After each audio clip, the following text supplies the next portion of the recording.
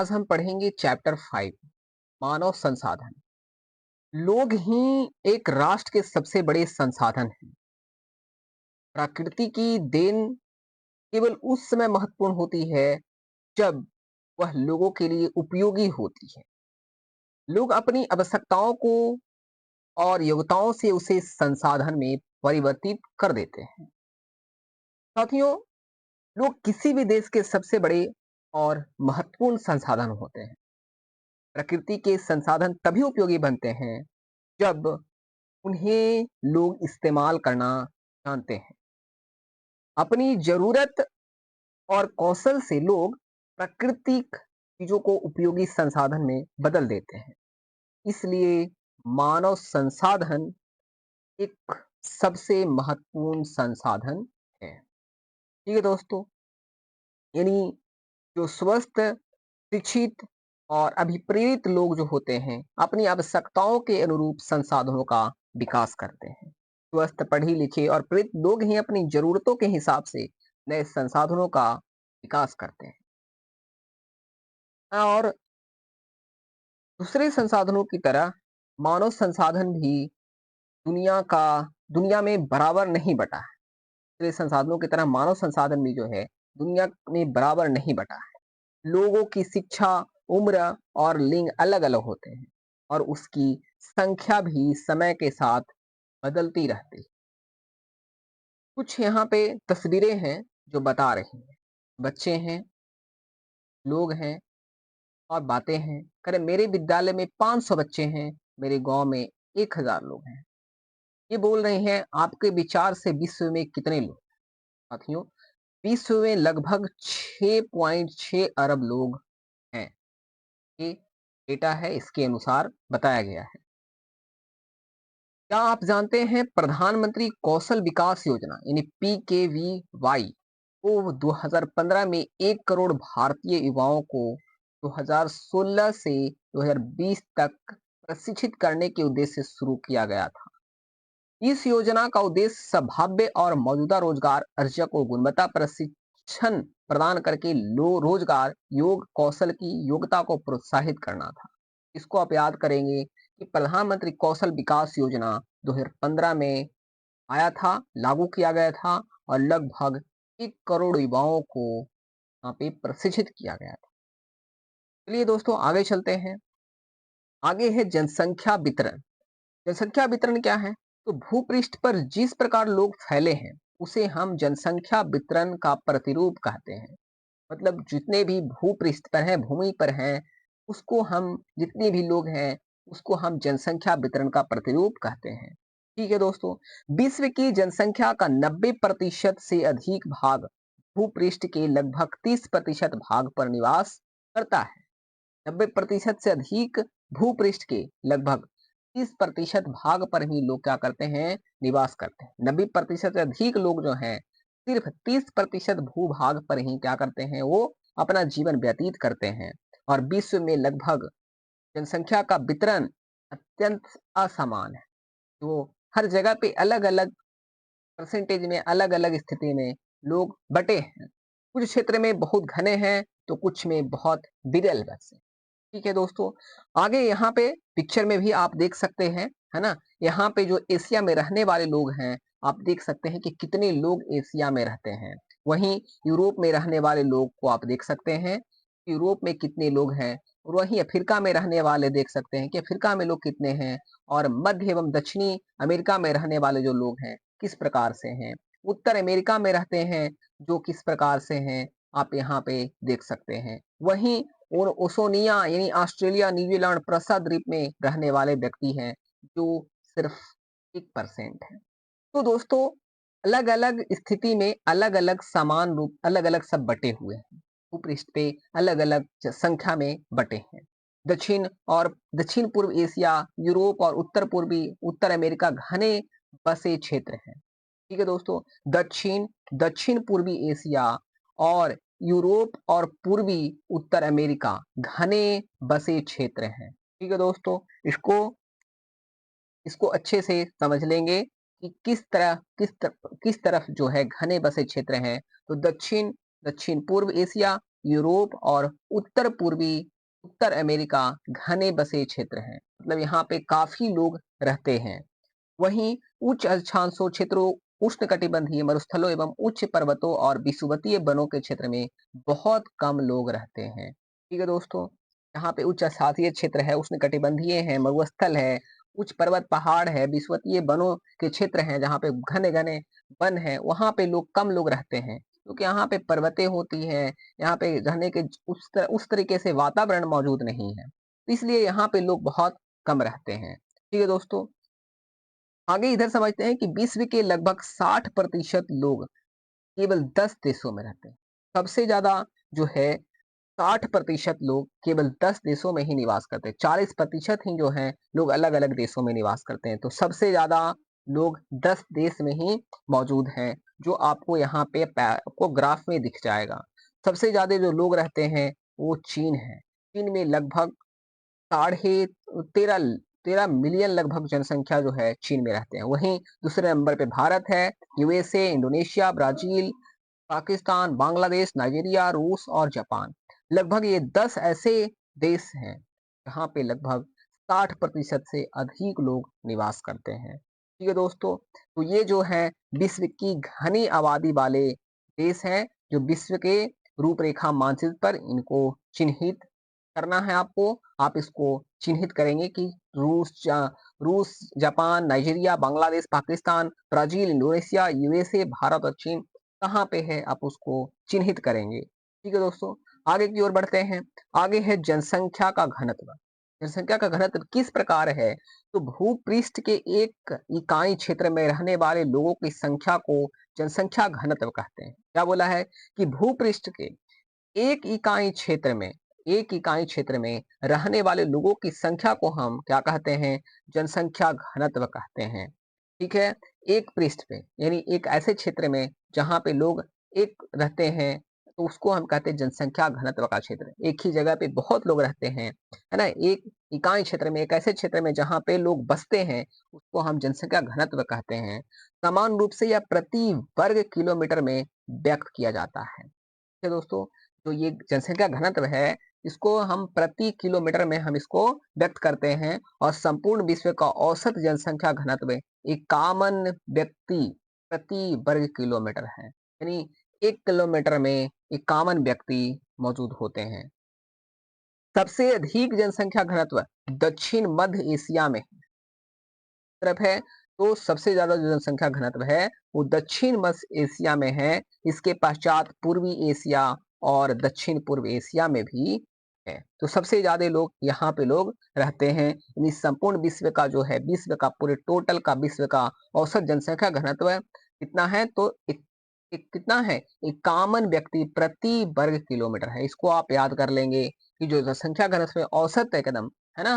वो कम से कम प्रति वर्ग किलोमीटर जो है 51 व्यक्ति रहते हैं। ठीक है दोस्तों, आगे क्या है कि यहाँ पे आपको बहुत अच्छा बताया है कि भारत की जनसंख्या का औसत घनत्व 382 व्यक्ति प्रति वर्ग किलोमीटर है। यानी भारत का जो प्रति वर्ग किलोमीटर जो संख्या है, वो 382 प्रति वर्ग किलोमीटर है। यानी प्रति वर्ग में, यानी 1 किलोमीटर में लोग 382 लोग रहते हैं। तो ये जनसंख्या घनत्व है भारत का।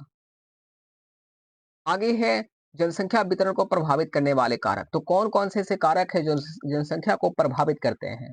तो पहला है, जिसमें भौगोलिक कारक में आते हैं। भौगोलिक कारक में है स्थलाकृति, दूसरा है जलवायु, तीसरा है मृदा, चौथा है जल, पाँचवां है खनिज और आगे जो इतने जो हैं, है ना? भौगोलिक कारक हैं जो जनसंख्या वितरण को प्रभावित करते हैं। ठीक है दोस्तों, अब आगे चलते हैं इसको, है ना? आगे है सामाजिक, सांस्कृतिक और आर्थिक कारक से, है ना? ये आपने जो पढ़ा, ये है भौगोलिक कारक और यहाँ पे जो आप पढ़ रहे हैं सामाजिक, सांस्कृतिक और आर्थिक कारक जो है, क्या करते हैं? जनसंख्या घनत्व को प्रभावित करते हैं, जनसंख्या वितरण को प्रभावित करते हैं। सामाजिक और सांस्कृतिक और आर्थिक कारक से में आता है, पहला आता है आर्थिक कारक, दूसरा आता है सांस्कृतिक कारक और तीसरा आता है सामाजिक कारक। तो इस प्रकार से सामाजिक वितरण को भी प्रभावित किया जाता है। ठीक है दोस्तों, आगे है जनसंख्या परिवर्तन। जनसंख्या परिवर्तन किस प्रकार से है, आप यहाँ समझ सकते हैं। ठीक है, जनसंख्या परिवर्तन से तात्पर्य एक निश्चित अवधि के दौरान लोगों की संख्या में परिवर्तन से है।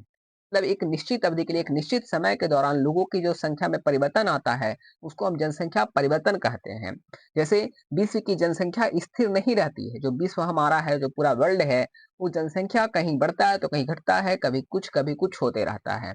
तो यहाँ पे कई गुना बढ़ गई है, जैसा कि चित्र में आप देख सकते हैं कि जो यहाँ पे 2022 में जो जनसंख्या घनत्व है, कितना बढ़ चुका है, यानी 8,525 मिलियन पीपल जो हैं पूरे वर्ल्ड में मौजूद हैं, रह रहे हैं। इस प्रकार से क्या है, बढ़ रहा है। 1999 में जो था, कितना था तो 600 मिलियन था पूरे वर्ल्ड में, पूरे विश्व में। इस प्रकार से आप देख सकते हैं कि किस प्रकार से जनसंख्या परिवर्तन हो रहा है। ठीक है दोस्तों, तो यहाँ पे क्या है कि ऐसा वास्तव में जन्म और मृत्यु की संख्या में परिवर्तन के कारण हुआ है और मानव इतिहास की लंबी अवधि में सन 1800 तक विश्व की जनसंख्या धीरे-धीरे बढ़ी है और बड़ी संख्या में बच्चे जन्म लेते हैं, लेकिन शीघ्र ही उनकी मृत्यु हो जाती है। बड़ी संख्या में क्या करते हैं, बच्चे जन्म लेते हैं। ब बच्चे जब बच्चे जो हैं काफ़ी संख्या में जन्म लेते हैं, पर वो टिक नहीं पाते हैं और अपना जीवन जी नहीं पाते हैं, उनकी मृत्यु हो जाती है। ऐसा इसलिए था क्योंकि वहाँ उचित स्वास्थ्य सुविधाएँ नहीं थी। कब का बात है, सन 1800 की बात है, जब बच्चे पैदा होते थे, तो उस समय बच्चे अपना जीवन जी नहीं पाते थे, वो जीवित नहीं रह पाते थे, वो उनकी मृत्यु हो जाती थी क्योंकि स्वास्थ्य सुविधाएँ जो है उस टाइम नहीं था। सभी लोगों के लिए प्राप्त भोजन उपलब्ध नहीं था। किसान सभी लोगों का भोजन आवश्यकताओं को पूरा करने के लिए उत्पादन करने में सक्षम नहीं थे। कब का बात है? तो 1800 की बात है। उस समय इतने सुविधाएँ नहीं थी इस प्रकार, इसलिए वहाँ पे जनसंख्या उतना नहीं टिक पाते थे, बच्चे जन्म लेते थे पर उनकी मृत्यु हो जाती थी। इसके परिणाम स्वरूप जनसंख्या वृद्धि बहुत कम थी। पर सन 1804 में विश्व की जनसंख्या 1 अरब हो गई थी और वहीं 150 वर्षों में 150 वर्षों के बाद यानी 1959 में विश्व की जनसंख्या 3 अरब पहुंच गई। इसे प्रायः जनसंख्या विस्फोट कहते हैं। मतलब कितनी तेजी से जनसंख्या बढ़ी, है ना? इतनी जनसंख्या इतनी तेजी से बढ़ी कि मतलब पूरा फूट गया बॉम्ब। है दोस्तों, है ना? 150 वर्षों बाद एक 1959 में विश्व की जनसंख्या 3 अरब पहुंच गई और इसलिए इसको हम कहें कि जनसंख्या विस्फोट हो रही है, मतलब काफी तेजी से बच्चे का मतलब बढ़ रहे थे, है ना? और 1999 में 40 वर्ष से अधिक में जनसंख्या दुगनी 6 अरब हो गई। इस वृद्धि का मुख्य कारण खाद्य आपूर्ति, औषधियों के कारण मृत्यु दर कम होना और जबकि जन्म दर अभी भी बहुत अधिक रही है ना? तो इस प्रकार से जनसंख्या विस्फोट हुई और इस प्रकार से जनसंख्या बढ़ गई है। आज ऐसा स्थिति है कि लोग भूखा, है ना, मर रहे हैं, लोग बेरोजगारी से मर रहे हैं, मतलब एक दूसरे से मर रहे हैं, कुछ नहीं, है ना? तो यहाँ पे काफी जनसंख्या बढ़ चुकी है और भारत का जनसंख्या और तो आप क्या कर सकते हैं। जन्मों को साधारण जन्म में आंका जाता है। जन्म दर अर्थात प्रति हजार व्यक्ति पर जीवित जन्मों की संख्या में मापा जाता है। ठीक है दोस्तों, यानी जन्मों के साधारण दर में आंका जाता है, जिसको जन्म दर यानी अर्थात प्रति 1000 व्यक्ति पर जीवित जन्मों की संख्या में मापा जाता है। मृत्यु दर को 1000 व्यक्ति पर मृतकों की संख्या में मापा जाता है। किसी भी क्षेत्र में लोगों के आने जाने को प्रवास कहते हैं। मतलब प्रवास, किसी भी क्षेत्र में अगर कोई आता है या जाता है तो उसको हम प्रवास कहते हैं। जन्म और मृत्यु जनसंख्या परिवर्तन के प्राकृतिक कारक है। एक देश के जन्म दर और मृत्यु दर के बीच के अंतर को हम प्राकृतिक वृद्धि दर कहते हैं। मतलब जो भी व्यक्ति है वो जीवित दर के, है ना, एक दूसरे के मतलब इर्द गिर्द है ना? एक देश के जन्म दर और मृत्यु दर के बीच के अंतर को क्या बोलता है, प्राकृतिक वृद्धि दर बोलते हैं। कि विश्व में लगभग जनसंख्या के बढ़ने का मुख्य कारण प्राकृतिक वृद्धि दर का तीव्रता से बढ़ना है। ठीक है दोस्तों, ये कारण है इसका। ठीक है, यहाँ से क्या बताया है, एक पिक्चर से आप समझ सकते हैं कि जनसंख्या वृद्धि कैसे हुई। तो यहाँ पे क्या है, मृत्यु दर से जन्म दर का अधिक होना, ये जो है ये पहला कारण है जनसंख्या वृद्धि का, है ना? कि यहाँ पे जो है जन्म दर अधिक हुई, मृत्यु दर कम हो गई, इसलिए इसकी क्या हो गई, जनसंख्या विस्फोट होगी। यहाँ पे क्या है कि जन्म दर और मृत्यु दर का समान होना, जनसंख्या एक जैसी रहती है और वहीं जन्म दर और मृत्यु दर का अधिक होना, जनसंख्या कम होना है। यानी जो बच्चे हैं जन्म कम ले रहे हैं और मृत्यु ज्यादा हो रही है, तो इससे क्या होता है, जनसंख्या में कमी आती है। तो जनसंख्या संतुलन का ये कुछ उपाय है ना? बताया गया है इस प्रकार से कि किस प्रकार से जनसंख्या का संतुलन रखना होगा, ठीक है? तो जनसंख्या के बढ़ने का मुख्य कारण प्राकृतिक वृद्धि का तीव्रता है। प्रवास एक अन्य कारक है जिससे जनसंख्या के आकार में परिवर्तन होता है। लोग एक देश से अथवा देशों के बीच एक स्थान से दूसरे स्थान पर जा सकते हैं। उत्प्रवासी वे लोग होते हैं जो देश को छोड़ते हैं और अप्रवासी वे लोग होते हैं जो देश में आते हैं। ठीक है दोस्तों, तो उत्प्रवासी और अप्रवासी आपको समझ आना चाहिए, इसको याद कर लेंगे अच्छे से कॉन्सेप्ट से। उत्प्रवासी वे लोग होते हैं जो देश को छोड़ते हैं और अप्रवासी यानी जो लोग देश में आते हैं उसको अप्रवासी बोलते हैं। ये अच्छी बात है, ये तो आपको याद हो जाएगी, इसको याद कर लेना है।